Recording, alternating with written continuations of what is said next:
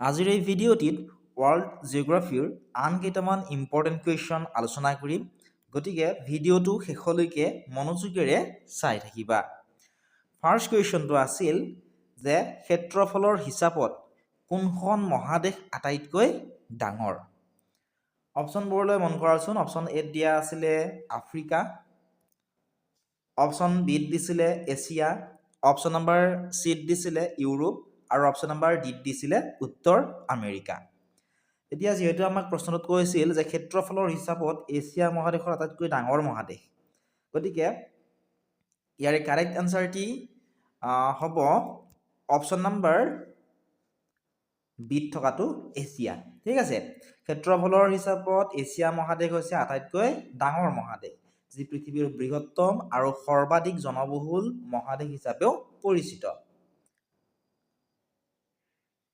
ইয়াতে যে আছে আফ্ৰিকা আছে হয়নে উত্তৰ আমেৰিকা আছে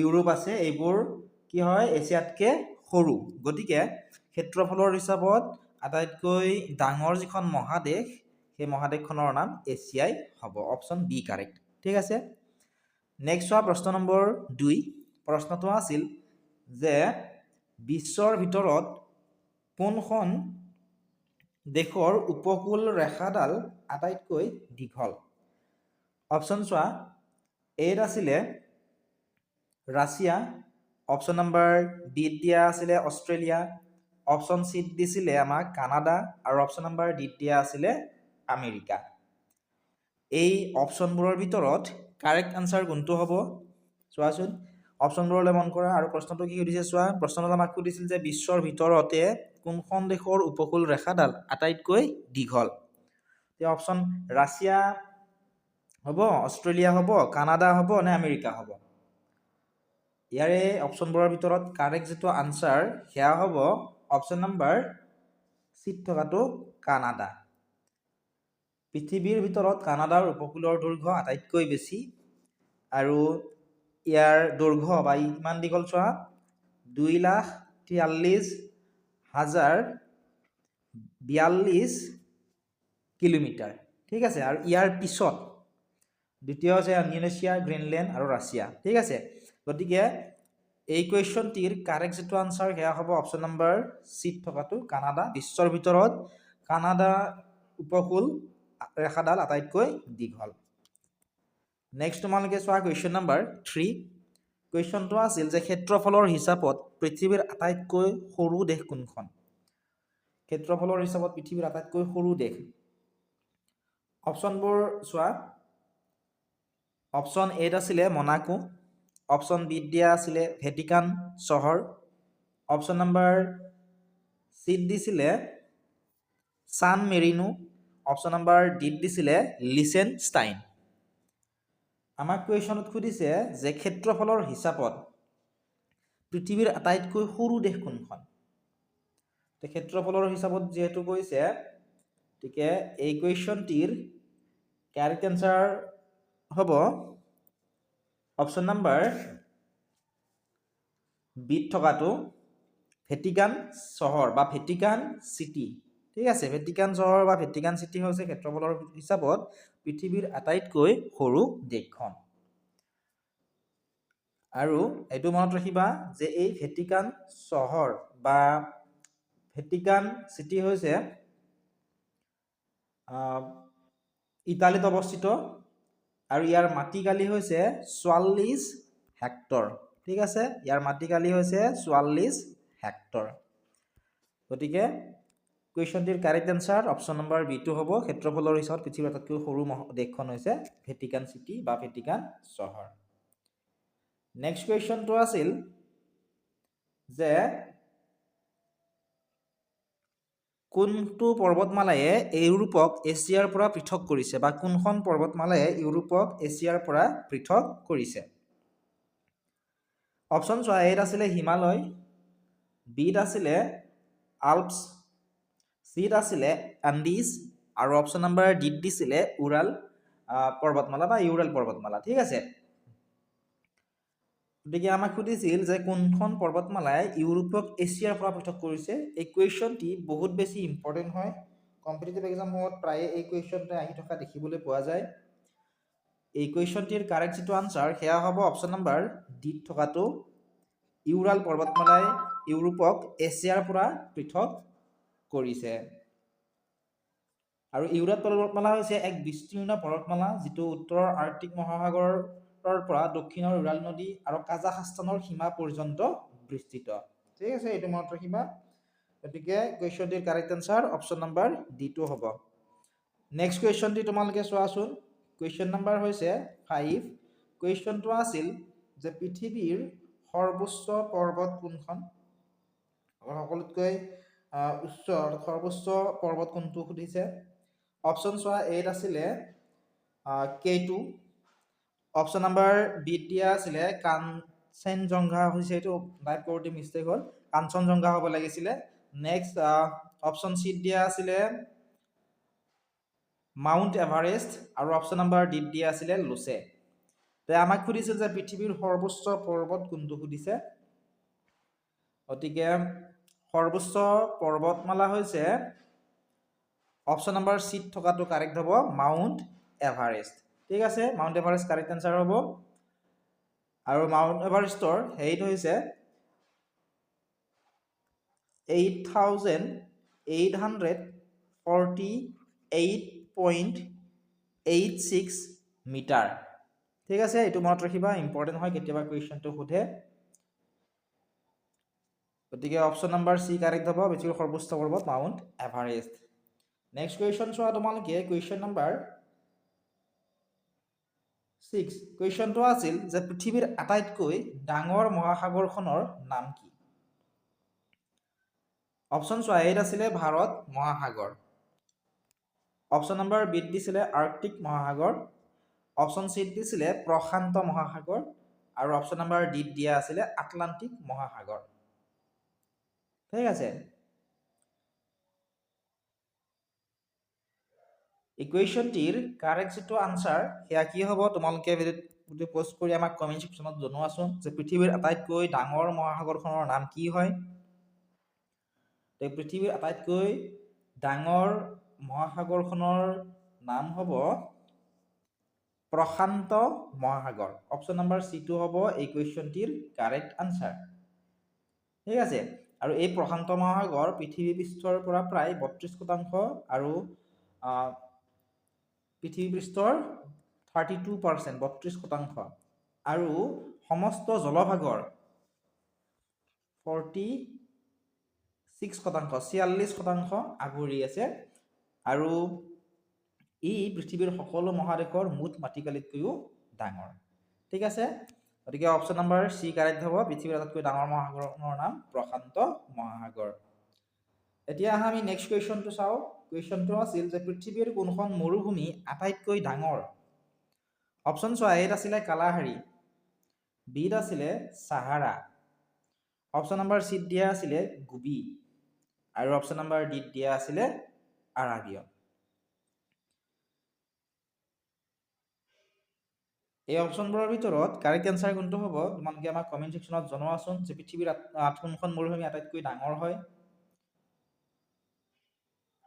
পৃথিৱী অপশ্যনবোৰ চোৱা, কালাহাৰী আছিলে, চাহাৰা আছিল, গোবি আছিল আৰু আৰবীয় আছিল। ঠিক আছে, গতিকে এই অপশ্যনবোৰৰ ভিতৰত কাৰেক্ট যিটো আনচাৰ সেয়া হ'ব অপশ্যন নম্বৰ বিত থকাটো চাহাৰা। চাহাৰা মৰুভূমি হৈছে আটাইতকৈ ডাঙৰ। আৰু এই কুৱেশ্যনটো বহুত বেছি ইম্পৰ্টেণ্ট হয়, প্ৰায়ে পৰীক্ষাত এই কুৱেশ্যনটো আহি থকা দেখিবলৈ পোৱা যায়। ঠিক আছে,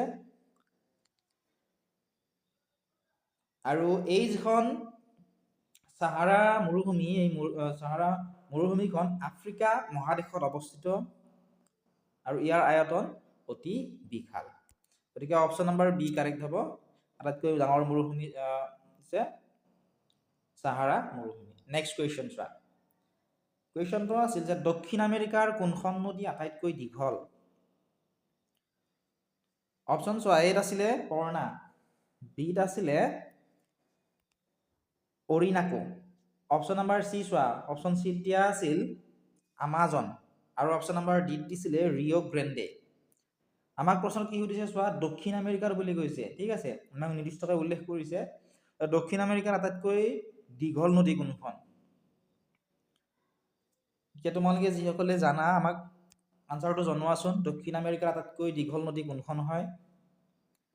এই অপশ্যনবোৰৰ ভিতৰত কাৰেক্ট এনচাৰ অপশ্যন নম্বৰ চিত থকাটো হ'ব আমাজন হৈছে দক্ষিণ আমেৰিকাৰ আটাইতকৈ দীঘল নদী। ঠিক আছে, আৰু ই হৈছে বিশ্বৰ দ্বিতীয় দীঘল নদী, ঠিক আছে, আৰু পানীৰ পৰিমাণৰ ফালৰ পৰা বিশ্বৰ আটাইতকৈ ডাঙৰ নদী। গতিকে অপশ্যন নম্বৰ চি কাৰেক্ট হ'ব, যিহেতু দক্ষিণ আমেৰিকা বুলি কৈছে আমাজন। নেক্সট কুৱেশ্যন চোৱা, কুৱেশ্যন নম্বৰ 9। কুৱেশ্যনটো আছিল যে অষ্ট্ৰেলিয়াৰ ৰাজধানী চহৰখনৰ নাম কি হয়।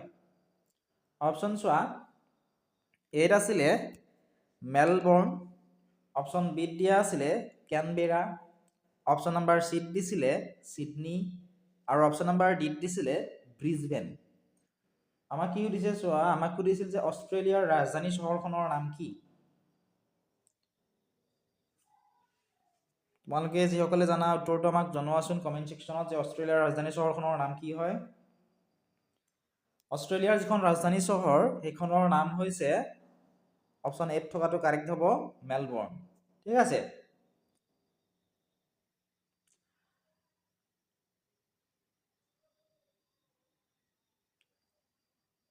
মেলবৰ্ণ হ'বনে চোৱাচোন, মেলবৰ্ণ নহ'ব, এইটো মোৰ ইনকাৰেক্ট হ'ল, মেলবৰ্ণ নহ'ব। অষ্ট্ৰেলিয়াৰ যিখন ৰাজধানী চহৰ সেইখন হৈছে কেনবেৰা, অপশ্যন বি টো কাৰেক্ট হ'ব, ঠিক আছে। অষ্ট্ৰেলিয়াৰ ৰাজধানী চহৰখনৰ নাম হৈছে কেনবেৰা। এসময়ত মেলবৰ্ণ আৰু ছিডনীৰ মাজত যেতিয়া প্ৰতিদ্বন্দ্বিতা হৈছিল 1908 চনত, তেতিয়া কেনবেৰাক অষ্ট্ৰেলিয়াৰ ৰাজধানী হিচাপে বাছনি কৰি লোৱা হৈছিল। গতিকে এই কুৱেশ্যনটিৰ অপশ্যন নম্বৰ বি কাৰেক্ট হ'ব, ঠিক আছে। নেক্সট কুৱেশ্যন চোৱা, কুৱেশ্যনটো আছিল যে ক্ষেত্ৰফলৰ হিচাপত পৃথিৱীৰ দ্বিতীয় বৃহত্তম দেশ কোনখন। ক্ষেত্ৰফলৰ ভিতৰত পৃথিৱীৰ দ্বিতীয় বৃহত্তম দেশ সুধিছে। অপশ্যন চোৱা, এত আছিলে আমেৰিকা, অপশ্যন বি চোৱা, বিত দিছিলে ৰাছিয়া, অপশ্যন চি চোৱা, অপশ্যন চিত দিয়া আছিলে কানাডা, অপশ্যন নম্বৰ ডিত দিয়া আছিলে চীন। আমাক সুধিছিল যে ক্ষেত্ৰফলৰ হিচাপত পৃথিৱীৰ দ্বিতীয় বৃহত্তম দেশ, গতিকে ক্ষেত্ৰফলৰ হিচাপত পৃথিৱীৰ দ্বিতীয় বৃহত্তম দেশখন কি হ'ব, তোমালোকে আমাক জনোৱাচোন কমেণ্ট ছেকশ্যনত যিসকলে জানা আনচাৰটো। এই কুৱেশ্যনটিৰ কাৰেক্ট যিটো আনচাৰ সেয়া হ'ব অপশ্যন নম্বৰ চিত থকাটো কানাডা। ক্ষেত্ৰফলৰ হিচাপত পৃথিৱীৰ দ্বিতীয় বৃহত্তম দেশ হৈছে কানাডা। আৰু সুধিব পাৰে কেতিয়াবা যে ক্ষেত্ৰফলৰ হিচাপত আটাইতকৈ ডাঙৰ দেশ কোনখন।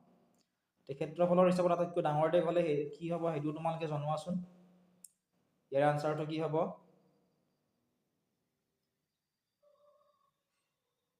ঠিক আছে, ইয়াতে দেশৰ কথা কৈছে। আমি কুৱেশ্যন নম্বৰ যিটো 1 আছিল, এই কুৱেশ্যন নম্বৰ 1ত আলোচনা কৰিছিলোঁ ক্ষেত্ৰফলৰ হিচাপত কোনখন মহাদেশ আটাইতকৈ ডাঙৰ, সেইখন আছিলে এছিয়া, হয়নে। কোনখন মহাদেশ আটাইতকৈ সৰু ক্ষেত্ৰফলৰ হিচাপত, সেইটোও আমি আলোচনা কৰিছিলোঁ কুৱেশ্যন নম্বৰ 3ত। গতিকে আটাইতকৈ সৰু দেশখন হৈছে ভেটিকান চহৰ, ক্ষেত্ৰফলৰ হিচাপত আটাইতকৈ সৰু। এইটো কুৱেশ্যনত আমাক সুধিছিল যে ক্ষেত্ৰফলৰ হিচাপত পৃথিৱীৰ দ্বিতীয় বৃহত্তম দেশ কোনখন, দ্বিতীয় বৃহত্তম বুলি কৈছে। গতিকে এই কুৱেশ্যনটিৰ কাৰেক্ট যিটো আনচাৰ সেয়া হ'ব অপশ্যন নম্বৰ চিটোৱে কানাডা, ঠিক আছে। আৰু ৰাছিয়া হৈছে আটাইতকৈ ডাঙৰ দেশ। দ্বিতীয় দেশ হ'লে হ'ব কানাডা, আৰু আটাইতকৈ ডাঙৰ যদি সোধে তেতিয়াহ'লে হ'ব আমাৰ ৰাছিয়া। গতিকে এই কুৱেশ্যনটিৰ কাৰেক্ট আনচাৰ অপশ্যন নম্বৰ চিটো হ'ব, যিহেতু দ্বিতীয় বুলি আমাক উল্লেখ কৰিছে। নেক্সট কুৱেশ্যন চোৱা, কুৱেশ্যন নম্বৰ 11।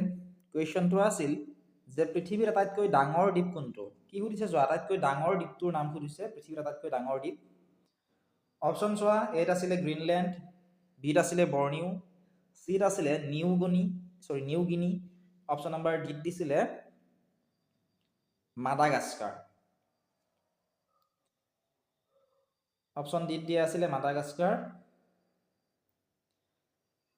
গতিকে শুদ্ধ উত্তৰ কি হ'ব তোমালোকে আমাক জনোৱাচোন, পৃথিৱীৰ আটাইতকৈ ডাঙৰ দ্বীপ কোনটো হয়। পৃথিৱীৰ আটাইতকৈ ডাঙৰ দ্বীপ কোনটো হ'ব, আটাইতকৈ ডাঙৰ দ্বীপটো হৈছে অপশ্যনসমূহৰ ভিতৰত অপশ্যন নাম্বাৰ 8 থকাটো গ্ৰীণলেণ্ড। গ্ৰীণলেণ্ড পৃথিৱীৰ আটাইতকৈ ডাঙৰ দ্বীপ আৰু ইয়াৰ আয়তনটো তোমালোকে মনত ৰাখিবা। ইয়াৰ আয়তনটো হৈছে 21,66,086 বৰ্গ কিলোমিটাৰ। ঠিক আছে, এইটো মনত ৰাখিবা। অপশ্যন নাম্বাৰ এইটো হ'ব এই কুৱেশ্যনটিৰ কাৰেক্ট আনচাৰ। কুৱেশ্যন নাম্বাৰ 12 কুৱেশ্যনটি আছিল যে গ্ৰেণ্ড কেনিয়নৰ মাজেৰে কোনখন নদী বৈ যায়? গ্ৰেণ্ড কেনিয়নৰ মাজেৰে কোনখন নদী বৈ যায় সুধিছে। অপশ্যন চোৱা, এত আছিলে কলৰাডো নদী, অপশ্যন বিত দিয়া আছিলে মিচৌৰী নদী, অপশ্যন চিত দিছিলে মিচিচিপি নদী আৰু অপশ্যন নাম্বাৰ ডিত দিছিলে আমাজন নদী। আমাক কি সুধিছে চোৱা, আমাক সুধিছিল যে গ্ৰেণ্ড কেনিয়নৰ মাজেৰে কোনখন নদী বৈ যায়? গ্ৰেণ্ড কেনিয়নৰ মাজেৰে। ইয়াৰে শুদ্ধ উত্তৰ তোমালোকৰ যিসকলে জানা আমাক কমেণ্ট ছেকশ্যনত জনোৱাচোন কোনখন নদী বৈ যায়।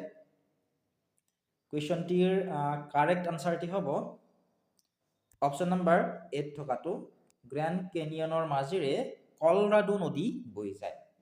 গ্ৰেণ্ড কেনিয়ন হৈছে আমেৰিকা যুক্তৰাষ্ট্ৰৰ এৰিজোনা ৰাজ্যত কলৰাডো নদীৰ দ্বাৰা সৃষ্টি হোৱা এক বিশাল খাদ বা উপত্যকা।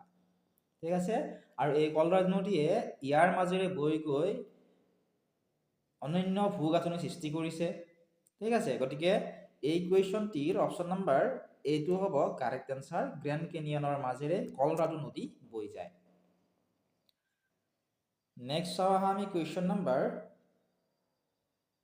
13। কুৱেশ্যনটি আছিল যে পৃথিৱীৰ আটাইতকৈ দীঘল পৰ্বতমালাখনৰ নাম কি? কি সুধিছে চোৱা, আটাইতকৈ দীঘল পৰ্বতমালাখনৰ নাম সুধিছে। অপশ্যনবোৰলৈ মন কৰাচোন। অপশ্যন চোৱা, এত আছিলে আমাৰ ৰকিজ দিছিলে, অপশ্যন বিত দিছিলে আমাৰ হিমালয়, অপশ্যন চিত দিছিলে এণ্ডিজ আৰু অপশ্যন নাম্বাৰ ডিত দিয়া আছিলে আল্পছ। আমাক কি সুধিছে চোৱা, আমাক সুধিছিল আটাইতকৈ দীঘল পৰ্বতমালা কি হয়। যিহেতু আমাক সুধিছে যে পৃথিৱীৰ আটাইতকৈ দীঘল পৰ্বতমালা, গতিকে এই কুৱেশ্যনটিৰ কাৰেক্ট যিটো আনচাৰ সেয়া হ'ব অপশ্যন নাম্বাৰ চিত থকাটো এণ্ডিজ। এণ্ডিজ হৈছে পৃথিৱীৰ আটাইতকৈ দীঘল পৰ্বতমালা। ঠিক আছে, আৰু এই পৰ্বতমালা দক্ষিণ আমেৰিকাৰ পশ্চিম উপকূলত অৱস্থিত। ইয়াৰ দৈৰ্ঘ্যটো তোমালোকে মনত ৰাখিবা, ইয়াৰ দৈৰ্ঘ্য হৈছে 7,000 কিলোমিটাৰ। ঠিক আছে, ইয়াৰ দৈৰ্ঘ্য, আৰু ই 7খন দেশ জুৰি বিস্তৃত হৈছে। আৰু বহুতেই ইয়াৰ আনচাৰটো হিমালয় লিখে, হিমালয় বহুতেই ইয়াৰ আনচাৰটো লিখে। মনত ৰাখিবা যে হিমালয় হৈছে পৃথিৱীৰ সৰ্বোচ্চ পৰ্বতমালা, আটাইতকৈ দীঘল পৰ্বতমালা নহয়। যিহেতু এই কুৱেশ্যনত সুধিছিল আমাক আটাইতকৈ দীঘল পৰ্বতমালাৰ কথা, গতিকে অপশ্যন নাম্বাৰ C2 এণ্ডিজ হ'ব কাৰেক্ট আনচাৰ। ঠিক আছে, নেক্সট কুৱেশ্যন চাওঁ আহা আমি কুৱেশ্যন নাম্বাৰ 14। কুৱেশ্যনটি আছিল যে পৃথিৱীৰ আটাইতকৈ গভীৰ সাগৰীয় খাদ কোনটো? অপশ্যনবোৰ চোৱাচোন। অপশ্যন এত আছিলে জাভা খাদ, অপশ্যন বিত আছিলে মাৰিয়ানা খাদ, অপশ্যন চিত দিছিলে পৰ্টৰিকো খাদ আৰু অপশ্যন নাম্বাৰ ডিত দিছিলে টংগা খাদ। আমাক কি সুধিছে, পৃথিৱীৰ আটাইতকৈ গভীৰ সাগৰীয় খাদ কোনটো সুধিছে। তোমালোকৰ যিসকলে জানা আনচাৰটো আমাক কমেণ্ট ছেকশ্যনত জনোৱাচোন। আটাইতকৈ গভীৰ সাগৰীয় খাদ কোনটো হয়, কিমান পঢ়িছা নিজকে টেষ্ট কৰা তোমালোকে। এই কুৱেশ্যনটিৰ কাৰেক্ট যিটো আনচাৰ সেয়া হ'ব অপশ্যনসমূহৰ ভিতৰত অপশ্যন নাম্বাৰ বিত থকাটো পৃথিৱীৰ আটাইতকৈ গভীৰ সাগৰীয় খাদ হৈছে মাৰিয়ানা খাদ। ঠিক আছে, আৰু এই মাৰিয়ানা খাদ প্ৰশান্ত মহাসাগৰত অৱস্থিত। ইয়াৰ গভীৰতা তোমালোকে মনত ৰাখিবা, কেতিয়াবা কুৱেশ্যন দিয়ে আমাৰ পৰীক্ষাসমূহত। ইয়াৰ গভীৰতা হৈছে 11,000 মিটাৰ, 11,000 মিটাৰ। ঠিক আছে, গতিকে এই কুৱেশ্যনটিৰ option number B correct answer হ'ব। পৃথিৱীৰ আটাইতকৈ গভীৰ সাগৰীয় খাদ হৈছে মাৰিয়ানা খাদ। এতিয়া আহা আমি নেক্সট কুৱেশ্যনটোলৈ যাওঁ। কুৱেশ্যনটো আছিল যে পৃথিৱীৰ কোনখন সাগৰ আটাইতকৈ নিমখীয়া। এতিয়া আমি সকলোৱে জানো যে সাগৰৰ পানী কি হয়, নিমখীয়া হয়, অৰ্থাৎ লুণীয়া হয়। ঠিক আছে, আমাক সুধিছিল যে কোনখন সাগৰ আটাইতকৈ নিমখীয়া। এতিয়া অপশ্যনবোৰলৈ মন কৰাচোন। অপশ্যন এত আছিলে ভূমধ্য সাগৰ, অপশ্যন বিত দিছিলে লোহিত সাগৰ, ঠিক আছে। অপশ্যন চিত দিছিলে কয়লা সাগৰ আৰু অপশ্যন নাম্বাৰ ডিত দিছিলে কাস্পিয়ান সাগৰ। আমাক কি সুধিছে প্ৰশ্নটোত, কোনখন সাগৰ আটাইতকৈ নিমখীয়া হয়? গতিকে এই কুৱেশ্যনটিৰ কাৰেক্ট যিটো আনচাৰ সেয়া হ'ব অপশ্যনসমূহৰ ভিতৰত অপশ্যন নাম্বাৰ বিত থকাটো লোহিত সাগৰ, ঠিক আছে। লোহিত সাগৰ হৈছে আটাইতকৈ নিমখীয়া। ইয়াৰ পানীৰ লৱণতাৰ মাত্ৰা হৈছে প্ৰায় এপ্ৰক্সিমেট হয়, ঠিক আছে, প্ৰায় 3.6%ৰ পৰা 4.1%লৈকে, ঠিক আছে। তোমাত ৰাখিবা। গতিকে অপশ্যন নাম্বাৰ বিটোৱে হ'ব এই কুৱেশ্যনটিৰ কাৰেক্ট আনচাৰ, লোহিত সাগৰ। নেক্সট চোৱা কুৱেশ্যন নাম্বাৰ 16। কুৱেশ্যনটো চোৱা, কুৱেশ্যনটো আছিল যে বিশ্বৰ দ্বিতীয় জনবহুল দেশ কোনখন, অৰ্থাৎ আটাইতকৈ বেছি জনসংখ্যা থকা দেশসমূহৰ ভিতৰত দ্বিতীয় স্থানত কোন আছে সুধিছে। এই কুৱেশ্যনটো প্ৰায়ে আমাৰ কনফিউজিং লাগে ভাৰত আৰু চীনৰ মাজত, হয়নে? কাৰণ ভাৰতটো কেতিয়াবা কি হয় 1 নম্বৰ স্থানত থাকে, কেতিয়াবা আকৌ কোনো তথ্য মতে চীনো কেতিয়াবা 1 নম্বৰ স্থানত থাকে, ঠিক আছে। এই কুৱেশ্যনটি তোমালোকে পৰীক্ষাৰ আগত এবাৰ যদিহে তোমালোকে ধৰা 6-7 মাহ পিছত যদি চোৱা কেতিয়াবা, তেতিয়াহ'লে তোমালোকে এবাৰ এইটো ভেৰিফাই কৰি ল'বা। এতিয়া বিশ্বৰ যিহেতু দ্বিতীয় জনবহুল দেশ বুলি কৈছে, ইয়াৰ কাৰেক্ট আনচাৰটি হ'ব অপশ্যন নাম্বাৰ বিত থকাটো ভাৰত। আৰু যদি ৰিচেণ্টলি কিবা তোমালোকৰ লগত আপডেট আছে আমাক তোমালোকে কমেণ্ট ছেকশ্যনত জনাবা, ঠিক আছে। তেতিয়া আমাৰ যিখিনি অন্য ভিউৱাৰ্ছ আছে তেওঁলোকৰ সুবিধা হ'ব। কুৱেশ্যনটো আছিল যে কোনখন মহাদেশক ফ্ৰজেন কণ্টিনেণ্ট বুলি জনা যায়? ফ্ৰজেন কণ্টিনেণ্ট বুলি কোনখন মহাদেশক জনা যায় সুধিছে। অপশ্যন চোৱা, এত আছিলে এণ্টাৰ্কটিকা, বিত আছিলে উত্তৰ আমেৰিকা, অপশ্যন চিত দিয়া আছিলে এছিয়া আৰু অপশ্যন নাম্বাৰ ডিত দিছিলে ইউৰোপ। কি সুধিছিল চোৱা যে কোনখন মহাদেশক ফ্ৰজেন কণ্টিনেণ্ট বুলি জনা যায়। ফ্ৰজেন কণ্টিনেণ্টনো কি হয়? ফ্ৰজেন কণ্টিনেণ্ট মানে হৈছে বৰফেৰে এখন কি হৈ থাকে, আবৃত হৈ থাকে, ঠিক আছে। ইয়াৰে কোনখন ফ্ৰজেন কণ্টিনেণ্ট সুধিছে। গতিকে তোমালোকে কমেণ্ট ছেকশ্যনত জনোৱাচোন কোনখন মহাদেশক ফ্ৰজেন কণ্টিনেণ্ট বুলি জনা যায়। বহুত বেছি ইম্পৰ্টেণ্ট কুৱেশ্যন হয়, প্ৰায় পৰীক্ষাত আহি থাকে এই কুৱেশ্যনটো। ফ্ৰজেন কণ্টিনেণ্ট বুলি জনা যায় এণ্টাৰ্কটিকাক। অপশ্যন এটো কাৰেক্ট হ'ব। এণ্টাৰ্কটিকা মহাদেশক ফ্ৰজেন কণ্টিনেণ্ট বা কেতিয়াবা তোমালোকৰ পৰীক্ষাত ফ্ৰজেন কণ্টিনেণ্ট নাথাকি বা ফ্ৰজেন কণ্টিনেণ্ট শব্দটো লিখা নাথাকি এনেকৈও থাকিব পাৰে হিমায়িত মহাদেশ বুলি থাকিব পাৰে, ঠিক আছে।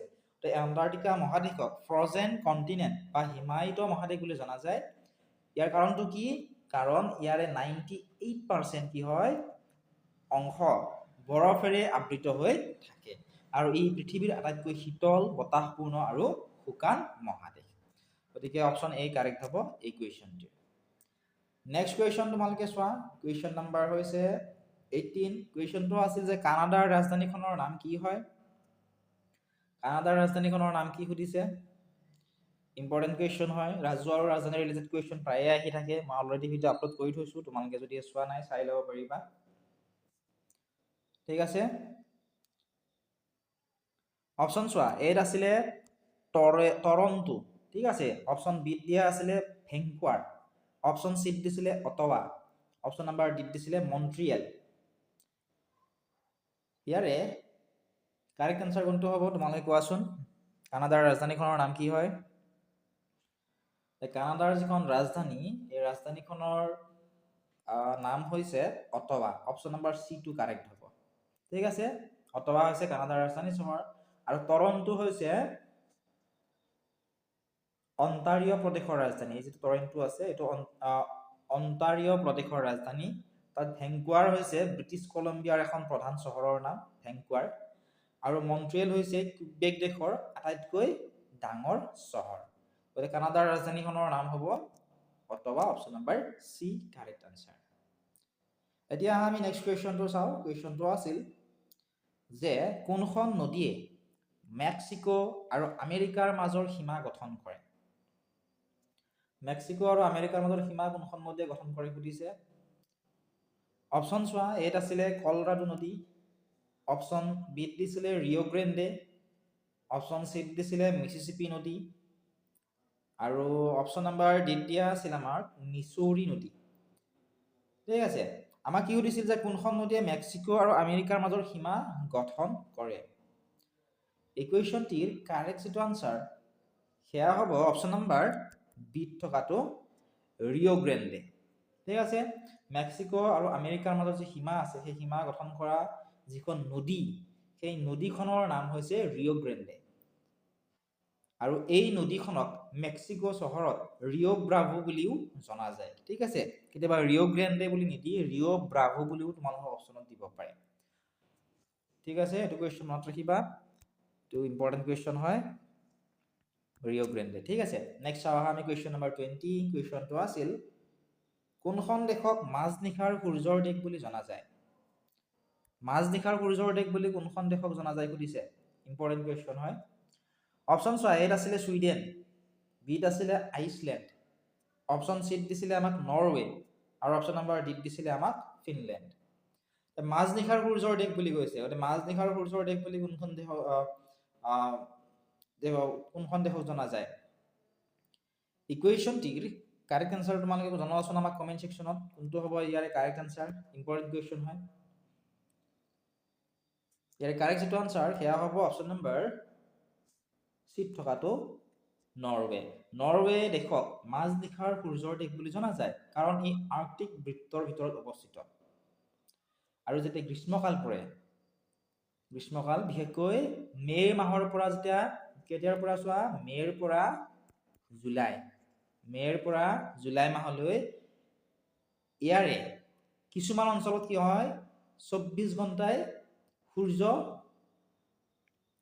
দেখা যায় আৰু কেতিয়াও কি হয় সম্পূৰ্ণৰূপে অন্ধকাৰ নহয়।